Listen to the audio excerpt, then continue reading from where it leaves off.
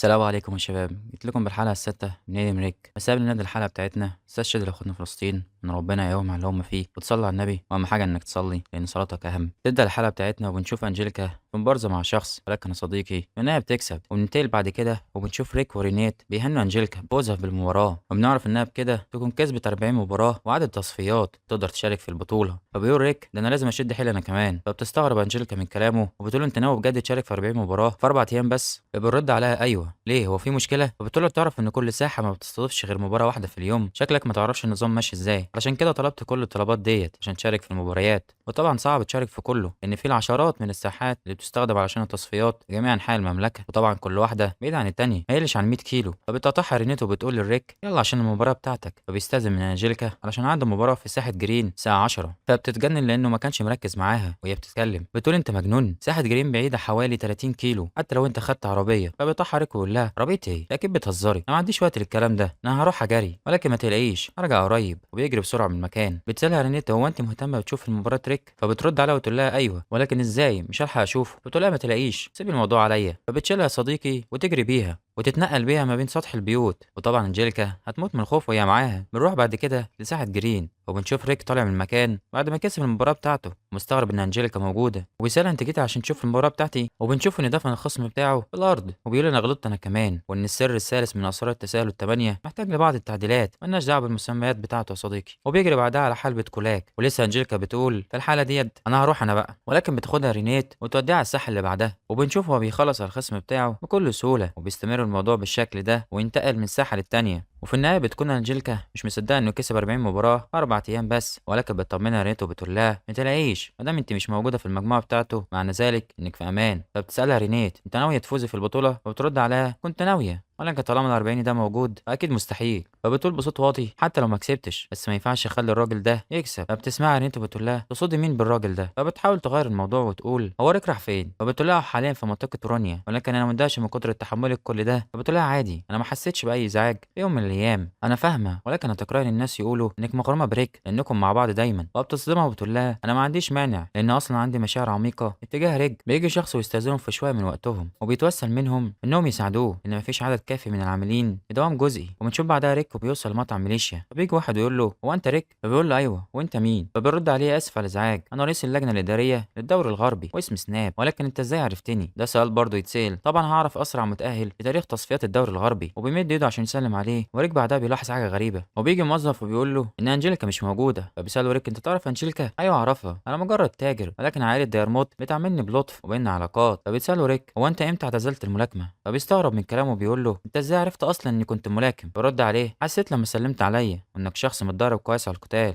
ياه فكرتني بايام جميله عدى على الموضوع ده اكتر من 20 سنه. كنت ساعتها كسبت مسابقه صغيره كده، وكان ساعتها الشعور بالانجاز والجماهير بيهدفوا ليا ممتع جدا، ومع ذلك وقفت ده كله لما كان عندي 23 سنه. ولكن غريبة انك وقفت الملاكمة في سن صغيرة جدا. فبيقول له معلش انا بتكلم عن حياتي كتير، وبيغير الموضوع بيقول له ان شركتي سجلت ملاكم في المسابقة ديت. قبل ما يمشي بيقول له بلغ سلامي لانجيليكا وقول لها ما تحمسش كتير. وبعدين يا صديقي بيمشي من المكان، وبيخش بعدها ريك المطعم وبتقول له معلش انت كويس؟ فبيقول لها ايوه ليه؟ فبترد عليه لان اللي كنت واقف معاه هو سناب من شركه دراكون، هو ممكن شكله يدي انه شخص نبيل، ولكن في اشاعات كتير بتقول ان على صله بالعالم السفلي، والحمد لله انه ما حصلش حاجه، ولكن خد حذرك كويس. فبيقول لها غريبه، ولكن هو قال انه قريب من عائله انجيليكا. فبتقول له هو الراعي الرسمي للمسابقه السنه دي، والكل انصدم من ده، وطبعا بما انه الراعي فبيكون عنده الحق انه يضم ملاكم في البطوله. وريك بيلاحظ ناس بتتكلم وبيقولوا ان مستوى الارانب في السنه ديت مرتفع جدا، خاصه فتاه الالف الظلاميه، وان شكلها جميل. وطبعا يا صديقي بيتكلموا على رينيت، يعني بمعنى صح كده يا صديقي هم شغالين خدامات وبيكسبوا الزبون علشان يآمر مراهنات مين اللي هيكسب في البطوله، وده حرام يا صديقي، اوعى تعمل كده عشان ما تغضبش ربنا. ملخص المشهد ده يا صديقي علشان انا مش هقعد اخبي ده كله، ان في واحد بيتحرش بانجيليكا عشان لابسه لبس محترم، فضربته وعلمته الادب، وجه ريك وانصدم من جمال رينيت ولبسها المحترم وانتقل على اللي بعده. وبنشوف المدرب بيقرا في الجورنال ان كل مباراه خلصت بضربه قاضيه واحده، فبيرد عليه كيرون ولكن الراجل التاني داس الدوري الغربي في 4 ايام بس. انا شكلي هستمتع بالحدث السنه دي. فبيبص ليه المدرب وبيفتكر احداث من الماضي، وانه كان ماشي في شارع قديم ومعاه شخص وبيوصل لمكان معين وبيخش المكان. واول يا صديقي لما يفتح الباب يلاقي ان بطلنا خلص على مجموعه كبيره من الاشخاص. بيقول له انت مين وعايز مني ايه؟ فبيساله هو انت زي بالاحياء الفقيره؟ فبيرد عليه في ناس بتناديني بالاسم ده، ولكن السؤال الاهم هو انت عضو عصابه وجاي هنا عشان تقتلني؟ فبيقول له لا طبعا. فبرد عليه اذا كان كده ممكن تنظف كل الحياه ديت. لا طبعا يا حبيبي، اطلب من حد تاني يعمل لك الحاجه ديت، لان انا جيت هنا علشان اختبرك ولكن انا شفت قد ايه انت قوي. علشان كده تعالى معايا لهيراكتوبيا. في المملكه ديت تقدر تاخد اللي انت عايزه بالقتال والفوز. واول ما قالوا ان في كتير من المقاتلين الاقوياء هناك انبسط جدا وقال شكل الموضوع هيبقى ممتع اكتر. نرجع بعد كده للحاضر. المدرب بيقول له بقالي كتير ما شفتكش بالحماس اللي على وشك ده من فتره.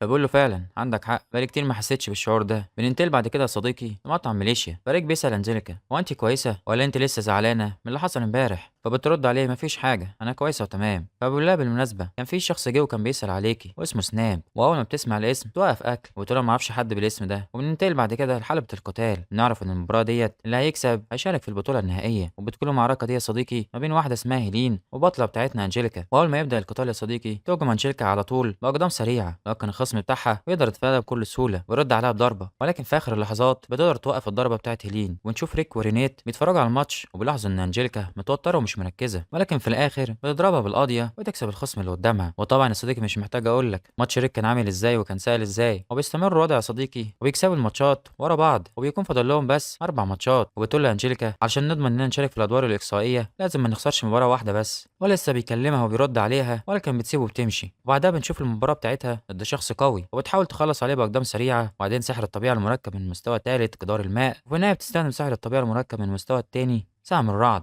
ريك بيقول هي استخدمت كل التكتيكات بتاعتها مع سحر الطبيعه المركب، ولكن شخص قوي زي ده مش هينفع معاه التكتيكات ديت. وبنشوف بعدها الخصم ما حصلوش حاجه وبيعرف يجاريها باقدام سريعه ويكون اسرع منها. فبيضربها يا صديقي الضربة القاضية ودي اللي بتخلص عليها، وبكده تكون خسرت المباراة. بنشوف ريك مستنيها عشان يطمن عليها، واول ما بتطلع بيسألها انت عاملة ايه دلوقتي؟ تقول له انا كويسة ما تشغلش بالك. فبيقول لها انت عارفة كويس ان الخصم بتاعك كان قوي وان اسلوبك في القتال مش هينفع معاه، ولكن انت فضلت متمسكة في التكتيكات بتاعتك لغاية ما استهلكت كل قوتك. فبترد عليه انا ما طلبتش بنصيحتك، وبتمشي من المكان. ويمشي وراه بيقول لها ايه رايك اديك نصيحة يمكن تساعدك؟ فبتوافق انها تحكي له. فبتقول له الراجل اللي جه وقابلك ده كان سناب وهو خطيبي، هو ساعد عيلتي في مشكلة كبيرة كانت بتواجهنا، لان قبل سنه ابويا وامي توفوا في حادث وانا واخواتي مسكنا اداره اراضي ديرموت، ولكن ما كانش عندنا الخبره الكافيه اننا نديرها. وعلشان كده وقعنا في ازمه ماليه كبيره. واتدخل جدي البخيل في الموضوع وعمل صفقه مع سناب وانه هيساعد عيله ديرموت بمبلغ كبير من المال، مقابل ده هيتجوزني. وبعد ما عرفنا نحسن حياتنا تاني زي الاول كان عدى الوقت عشان نقدر نلغي الخطوبه. طبعا صاحبنا عنده ايرور، ولكن كل اللي سمعه واستوعبه داخل دماغه ان هو خطيبها. وبتقول له صديقي انا عرفت معلومه مهمه جدا بالنسبه لسناب، ولسه هتقول له، ولكن بيلاحظوا في خناقه في مطعم بتاع ميليشيا وبيروح عشان يشوفوا في ايه. بنلاقي شخص ماسك بنته بيهددها، وبيجي تايلور عشان يدافع عن البنت ولسه بيقول له سيبها في حالها. فبيمسك رقبته بيقول له كلب ضعيف زيك ازاي يكلمني بالطريقه ديت، وبيهبده في الارض.